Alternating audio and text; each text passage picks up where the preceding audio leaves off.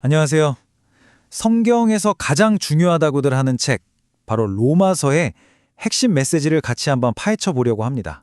이게 사실은요, 우리 인류가 가진 아주 근본적인 문제에서 시작해서 그에 대한 정말 놀라운 해답까지 따라가는 하나의 여정이라고 할 수 있거든요. 자, 그럼 바로 시작해 볼까요? 자, 본격적으로 시작하기 전에 우리가 먼저 이 질문부터 던져봐야 할 것 같아요. 도대체 우리한테 왜 복음, 그러니까 기쁜 소식이 필요할까요? 왜 좋은 소식이 필요하냐는 거죠.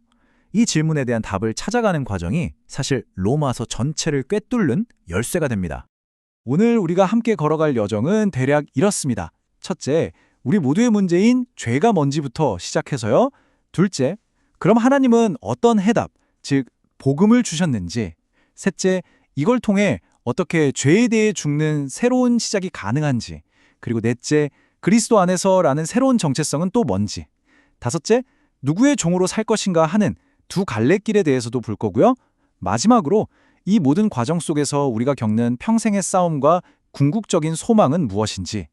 이렇게 6단계를 따라가면서 로마서의 그 탄탄한 논리를 한번 따라가 보시죠. 자, 그럼 첫 번째 단계입니다. 우리 모두의 문제, 바로 죄에 대한 이야기죠. 생각해보면 어떤 해결책이든 그게 왜 필요한지 알려면 그게 해결하려는 문제가 뭔지를 제대로 알아야 그 가치를 알 수 있잖아요. 그쵸? 그래서 모든 이야기의 시작은 바로 여기서부터입니다. 우리가 보통 죄라고 하면 거짓말하거나 나쁜 짓 하는 걸 떠올리잖아요. 근데 성경에서 말하는 죄는 그런 개별적인 행동들보다 훨씬 더 근본적인 걸 가리켜요. 그 본질이 뭐냐면 바로 이거예요. 하나님 없이 그냥 내가 내 인생의 주인이 돼서 내 맘대로 사는 상태, 바로 그 상태 자체를 말하는 거죠. 내가 옳고 그름의 기준이 되겠다 하는 그 마음, 그게 바로 죄의 가장 깊은 뿌리라는 겁니다. 로마서 5장 21절을 보면 이 죄의 결과가 정말 강력하게 표현되어 있어요. 죄가 사망 안에서 왕노릇한 것 같이, 죄가 그냥 우리를 괴롭히는 정도가 아니라 아이 폭군처럼 우리 위해서 왕노릇을 한다는 거예요. 지배한다는 거죠. 그리고 그 무시무시한 왕이 다스리는 영토, 그 끝에 뭐가 있냐? 바로 사망. 여기서 말하는 사망은 그냥 숨이 멎는 게 아니라 하나님과의 완전한 단절이라는 피할 수 없는 결과를 의미합니다. 자, 이렇게 정말 암울한 그림이 그려졌잖아요. 그런데 바로 여기서 이야기가 정말 극적으로 확 바뀝니다. 드디어 하나님의 해답, 복음이 등장하는 거죠. 죄와 죽음이라는 이 거대한 절망 속에서 들려오는 유일한 기쁜 소식, 바로 그게 복음입니다. 이걸 좀 쉽게 이해하기 위해서 우리 인생을 이력서에 한번 비유해 볼까요? 만약 우리가 우리 힘으로, 우리가 살아온 그대로의 이력서를 하나님 앞에 딱 내밀어야 한다면 아마 이런 모습 아닐까요? 온갖 실패와 실수들로 빨간 줄이 그냥 쫙쫙 그어져 있는 거죠. 이력서에 빨간 펜으로 막 고쳐져 있으면 합격할 수 있겠어요? 어림도 없죠. 딱 그런 상태라는 겁니다. 바로 여기서 복음의 가장 놀랍고 핵심적인 개념, 칭의가 등장합니다. 의롭다고 칭해준다는 건데 이게 진짜 우리의 상식을 완전히 뒤엎는 개념이에요. 왜냐하면 우리가 갑자기 착해지거나 완벽해져서가 아니에요. 여전히 실패투성이인 바로 그 우리를 향해서 딱 하나, 예수 그리스도를 믿는다는 그 이유만으로 하나님께서 법정에서 판결 내리듯이 너 합격, 너 의롭다 라고 선언해 주시는 거예요. 이건 정말 엄청난 일이죠. 그러니까 아까 그 이력서 비유로 돌아가면요. 예수님의 그 완벽한 삶, 그 순종과 희생이 우리의 그 빨간 줄 가득한 이력서를 그냥 완전히 덮어버리는 거예요. 마치 투명한 필름을 씌우는 것처럼요.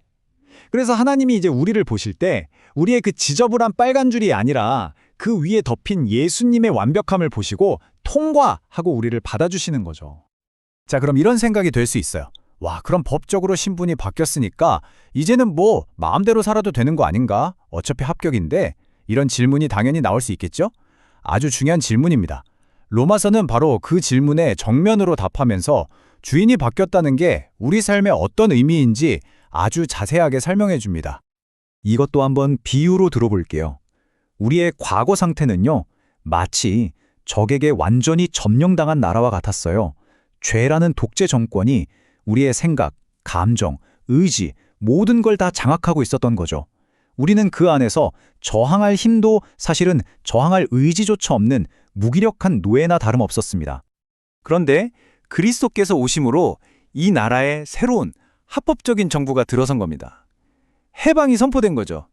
이제 죄가 우리 위에서 왕노릇하던 그 지배권은 공식적으로 끝났습니다. 폐위된 거예요. 하지만 여러분, 여기서 아주 중요한 점을 짚고 넘어가야 돼요. 새 정부가 들어섰다고 해서 그 나라가 하루아침에 완벽하게 평화로워지나요? 아니죠. 쫓겨난 독재 정권의 잔당들이 있잖아요. 이들이 게릴라처럼 여기저기 숨어서 계속해서 우리를 괴롭히고 반란을 일으키려고 한단 말이죠. 바로 이게 죄에 대해 죽었다는 말의 진짜 의미입니다. 죄의 지배권은 끝났어요. 하지만 죄의 존재, 그 유혹은 여전히 우리 안에 남아서 우리가 평생 싸워야 할 대상이 된 겁니다. 이 차이를 이해하는 게 정말 중요합니다. 자, 이렇게 주인이 바뀌었다는 이 엄청난 현실은요, 이제 우리를 신분의 문제를 넘어서 더 깊은 질문으로 이끌고 가요. 바로 나는 누구인가 하는 정체성의 문제죠. 우리는 이제 스스로에게 이 근본적인 질문을 던져봐야 할 때가 온 겁니다. 잠깐 한번 생각해 볼까요? 여러분은 여러분 자신을 보통 뭐라고 정의하세요? 나는 어떤 사람이다 할 때 그 근거가 뭐죠? 여러분의 가치, 여러분의 안정감은 도대체 어디서부터 나오는 걸까요? 우리는 보통 이런 것들에서 나를 찾으려고 하죠. 내가 졸업한 학교, 내 직업, 내 직책 같은 거요. 아니면 소셜 미디어에 보이는 내 모습, 내가 가진 것들, 성취한 것들, 또 다른 사람들이 나를 어떻게 봐주는지 그 인정에서 내 가치를 찾으려고 하잖아요. 근데 문제는 이런 것들은 언제든 바뀔 수 있고 끊임없이 흔들린다는 거예요. 그리고 결국 우리를 개해서 다른 사람과 비교하는 늪에 빠지게 만들죠. 여기 이 표가 정체성을 찾는 두 갈래 길을 아주 잘 보여줍니다. 왼쪽 길, 세상에서의 정체성은 내가 이룬 것에 근거하잖아요. 그럼 결과는 뻔해요. 남보다 잘하면 교만해지고 못하면 열등감에 시달리죠. 완전 롤러코스터예요. 하지만 오른쪽 길, 그리스도 안에서의 정체성은 하나님이 나를 위해 이루신 일에 근거합니다. 그 결과는 뭘까요? 하나님께로부터 온 흔들리지 않는 의로움, 즉 안정감이죠. 사도 바울을 생각해 보세요. 그 당시 최고의 스펙을 가졌던 사람이잖아요. 근데 그가 예수를 만나고 나서 자기가 가졌던 그 모든 걸 다 벌어도 좋다고 말해요. 왜? 오직 그리스도 안에서 발견되는 이 새로운 정체성이 비교할 수 없이 더 가치 있다는 걸 알았기 때문이죠. 자, 로마서는 이제 우리 앞에 아주 명확한 선택지를 딱 내놓습니다. 그게 뭐냐면 결국 모든 사람은 무언가의 종으로 살아간다는 거예요. 나는 완벽하게 자유로워 누구의 종도 아니야 라고 말할 수 있는 사람은 사실 아무도 없다는 거죠. 우리는 모두 무언가를 섬기면서 살아갑니다. 이 표를 보면 그 두 주인을 섬겼을 때의 마지막이 극명하게 갈리는 걸 볼 수 있어요. 죄의 종으로 살면 그 삶에서 맺히는 열매는 결국 교만, 두려움, 근심, 이기심 같은 것들이고 그 길의 끝은 하나님과의 완전한 단절, 즉 사망입니다. 반면에 하나님의 종으로 살면 어떨까요? 사랑, 기쁨, 자제력, 친절 같은 아름다운 열매들이 맺히고 그 마지막은 하나님과의 영원한 연합, 영생인 거죠. 어떤 길을 선택하시겠어요? 그런데 여기서 로마서는 무작정 자 이제 하나님을 섬기면 모든 게 완벽해집니다 라고 말하지 않아요. 오히려 그 반대죠. 하나님의 종으로 살기로 결심했다고 해서 갑자기 모든 게 쉬워지고 내 삶이 천국처럼 되는 게 아니라는 솔직한 현실을 이야기해 줍니다. 우리 내면에서 벌어지는 그 끊임없는 싸움에 대해서 아주 정직하게 털어놓는 거죠. 이 구절 한번 보세요. 오호라 나는 곤고한 사람이로다. 이 사망의 몸에서 누가 나를 건져내랴. 이게 누구의 고백이냐면 바로 그 위대한 사도 바울의 외침입니다. 선하게 살고 싶은 마음은 굴뚝 같은데 현실에 나는 자꾸만 엉뚱한 짓을 하는 그 간극 속에서 터져나온 탄식인 거예요. 아, 나 진짜 비참하다. 어떻게 하면 좋지? 혹시 여러분도 신앙생활 하시면서 나는 왜 이럴까 하는 이런 기쁜 좌절감을 느껴보신 적 있다면 꼭 기억하세요. 여러분 혼자만 그런 게 아닙니다. 이건 어쩌면 굉장히 정상적이고 꼭 필요한 성장통 같은 거예요. 하지만 정말 중요한 건 바울의 이 탄식이 절망으로 끝나지 않는다는 거예요. 바로 다음 구절에서 희망의 외침이 폭발하듯이 터져 나오거든요. 이 사망의 몸에서 누가 나를 건져내랴? 이 질문에 대한 답은 내 안에서 아무리 찾아도 없었어요. 그 답은 바깥에 있었죠. 바로 우리 주 예수 그리스도로 말미암아 하나님께 감사하리로다 입니다. 그래서 핵심은 바로 이겁니다. 우리는 공고할 수 있어요. 우리는 비참하다고 느낄 수 있습니다. 하지만 우리의 구원은 우리의 완벽함이나 우리의 노력에 달려있는 게 아니라는 거예요. 절대로 곤고하지 않으신 전능하신 하나님의 능력에 달려 있습니다. 우리의 소망의 근거는 나 자신이 아니라 그런 나를 구원하시는 하나님께 있는 거죠.